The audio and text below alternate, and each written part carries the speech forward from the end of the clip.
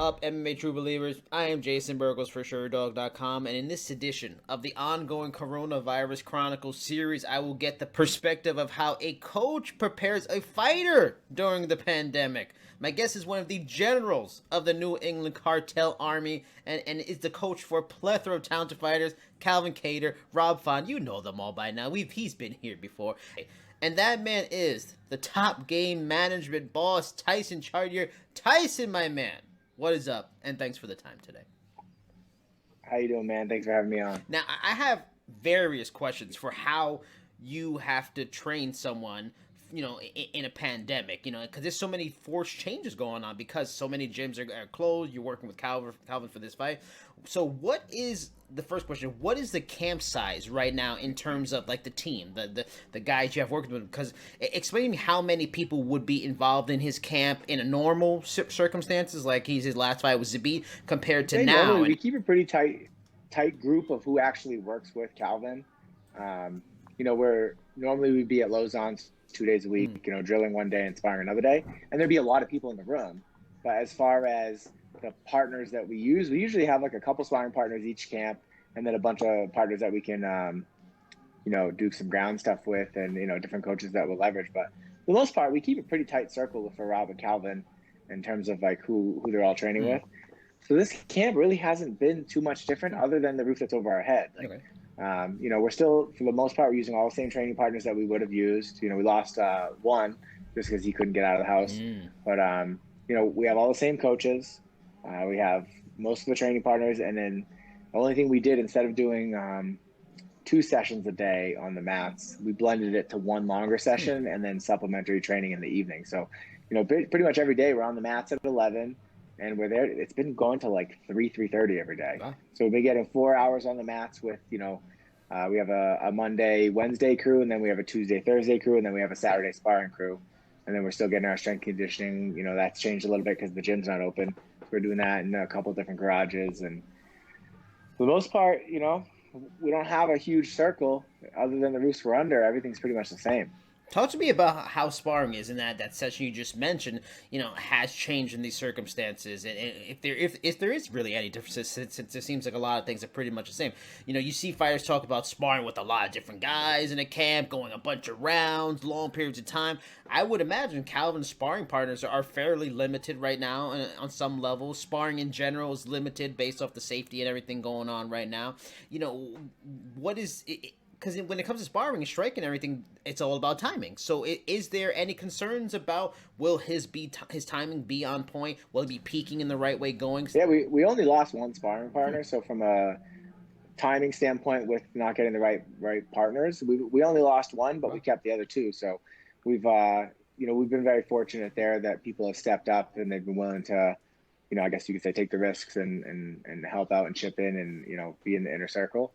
So we've been lucky in that sense. As far as timing, we've been training for this fight since Christmas. So it's been, 14, 15 weeks. So we had plenty of time before this happened to, really hone in on a lot of things and dial everything in. And I would say, there's been a lot of pros to this whole thing. Obviously, training through this there's a lot of risks and, is it irresponsible? Is it not? It just depends on what side of the fence you're on. And I don't think anybody's wrong in their opinion. But, the one, I guess a silver lining of all this is now, instead of us driving to Maine, then driving to Easton, Mass, and then going to a different place in New Hampshire or a different place in Mass, we get everybody coming to us now. Like the coaches that are freed up, they're coming to us. We're having, we have 2 different gyms that we're working with because both the owners were gracious enough to let us in every day, even though they're closed.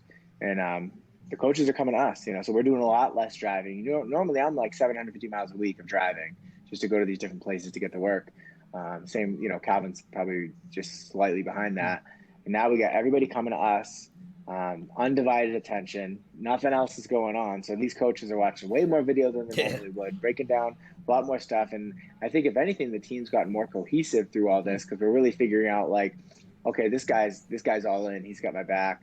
And that's not a knock on anybody that's not all in. It's just you're seeing who's stepping up and you're seeing who's putting in the work, and then you're starting to hear their voices a little louder because you don't have a lot of other people around.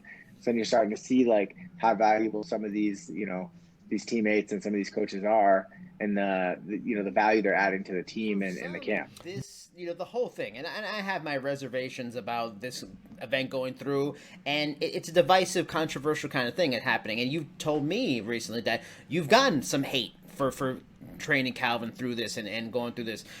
Talk to me about that. This is the open forum. Explain to people why you made the decision to help Calvin do this, and just talk to me a bit about that. Man, I hear a lot of people talk about, we're family, our team's family, this, I'm all in and this and that. And as easy it would be for someone to say that I'm being responsible for training Calvin through this. I just don't see how I cannot train him through this and never look at him in the eye down the road and say I'm all in. Because, and this all comes back to my family. My wife's probably the most supportive person. Like, she gets it. She understands what I'm passionate about. And, she's friendly with Calvin too. Like, she wants Calvin to succeed. She wants him to win. She knows how important it is for his career, but she also knows how passionate I am about it. So, obviously we're taking calculated risks. We're trying to be as safe as possible, which is kind of impossible. Given the circumstances. It's not ideal to jump on a plane next week or, do any of that stuff. But, she understands that this is what drives me and that, I would do anything for these guys. And so she's been super supportive of it. So without her support, like, obviously then it's a lot harder. You can't, hey, sorry, you and the kids stay here while I go catch a virus. Or so I got her support, which makes it a lot easier. And then I just think through the last few weeks of the training, I just see how cohesive our teams come, because Calvin's really been able to look around the room every day and say, like, wow, like, you guys have always said this, but now you're showing it. Like, and, Calvin's not one to talk about his emotions a lot or anything like that, but I can see it in his actions how appreciative he is, and that drives you to even try harder. So, yeah, man, we're getting some hate even for some people that, kind of in the bigger circle, and they're not wrong. That's the thing that's hard about this, is when people look at me and say, hey, you're being irresponsible by letting your guys fight, and, I can't believe that you're training them. This is crazy. It's like, I get it, like, you're not wrong. Like, you could easily argue that we're being irresponsible and that we're, taking a bunch of unnecessary risks, but the other side is this is my job. Maybe it's not considered essential by the government, but we work for the UFC. If they say, hey, you're going to fight on this day, I have to look to the fighter, and I can guide him the best I want. But when you look at the fighter and they say, I'm freaking fighting, I'm all in, like, then you're fighting, and at the end of the day, like, we work for the fighter and we can guide them how they want. Not that I'm saying I ever guided Calvin not to take this fight. Like, we never hesitated. But even if I did and he said, no, I'm all in, then I'm all in, So it's tough, man, because it's a hot button for everybody. There's going to be some people that I'm getting messages being like, this is awesome. I can't wait to watch the fight. I love this fight. Good for you. Calvin's lucky to have you, stuff like that. But then you get the other people that are like, you're being irresponsible. Why don't you care about your fighters? And it's tough because no one's wrong. I mean, you could argue both sides, and I just have to respect everybody's opinion, understand where they're coming from, not take it personally. Because people are going to be passionate about this. And it was something that I never even thought about, and actually it was brought up by Ed Suarez when I talked to him yesterday, that how the immune system can be compromised when a fighter is cutting weight. What are your thoughts on that? Seems like the perfect wrong time to have an immune system compromised. What are some of the, like you already mentioned, a bunch of the precautions, but are there even more levels to that to keep him safe? Because it's not only just a difficult cut, which is always difficult on the body and the organs, but now you got to make sure this guy doesn't catch it, and that could very well give him pneumonia and do worse.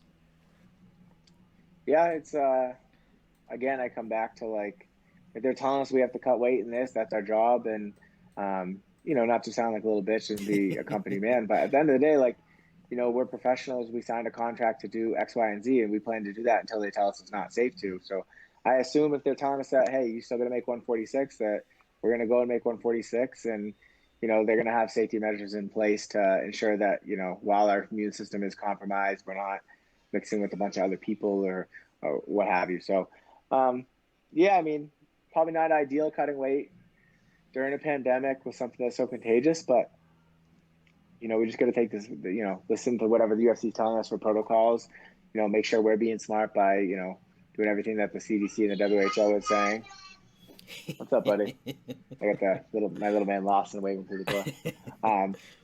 Now, I think I've asked a lot of people during this series of interviews for the the coronavirus related stuff is so much has been postponed. Entire leagues, MLB, NBA postponed, and March Madness was lost. As a Marvel fan, 2 Marvel movies are later this year, next year, just breaking my heart. Is there something aside from fighting? Because I know everybody in the industry misses fighting and wants to see it like it was before. But is there something that you are missing that isn't happening right now, that it isn't going on right now? That you're like, God damn it, coronavirus! You fucked this up. Like I can't watch the Red Sox. And nobody wants to see the Red Sox, but something like that.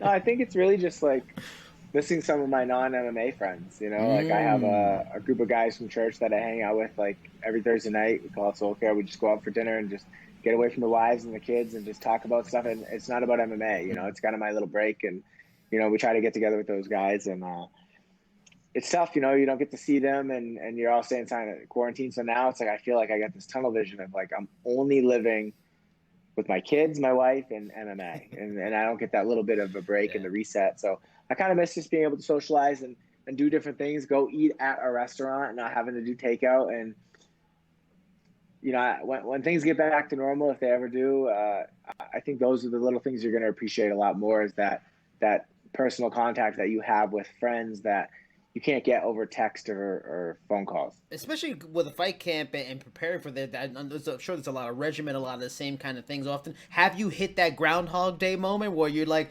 Jesus, it's just like the same thing every day now? It's like the same schedule, but, we're doing a pretty good job about recording all the sessions and posting them to a private group. And then all the other coaches chip in and say, hey, listen, like you sucked at this. We need to do that.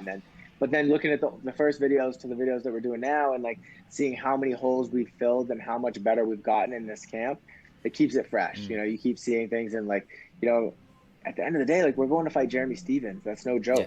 Like we're fighting a badass OG who's got, I think 33 fights in the UFC.